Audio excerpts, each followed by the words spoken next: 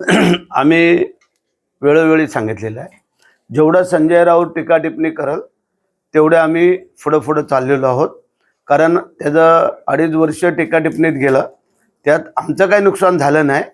त्यांनीच उद्धव साहेबांचं नुकसान करून टाकलं आणि त्यांच्या पक्षाचं नुकसान केलं. त्यामुळे त्यांनी त्यांचं बोलत राहू द्या, आम्ही आमचं काम करत राहू. कारण मुख्यमंत्र्यांनी काय सांगितलं आहे की आम्ही कामाने उत्तर देऊ, त्यांच्या टीका टिप्पणीला उत्तर देणार नाही. आणि संजय राऊतांची हैसियत काय, की त्यांच्या किती सीट आल्या, काय आल्या, त्यांनी तपासाव्यात, तेव्हा दुसऱ्यावरती टीका करावी. ज्यावेळेला त्यांचे 46 आमदार निवडून आलेत ते त्यांना चालतात. जेव्हा मागच्या वेळेला खासदारकीला निवडणूक झाली तेव्हा पण ह्याच मशनी होत्या, त्या चालल्यात. आणि आता त्यांच्या विरोधात निकाल गेला तसा ईव्हीएमवरती आक्षेप घेत आहेत, तर ते चुकीचं मला वाटतंय.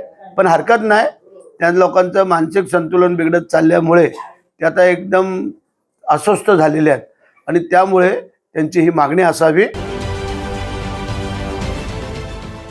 देश विदेशातील प्रत्येक घडामोडींचे लाईव्ह अपडेट मिळवण्यासाठी आता साम टीव्हीच्या सर्व सोशल मीडिया प्लॅटफॉर्मला लाईक, फॉलो आणि सबस्क्राईब करा.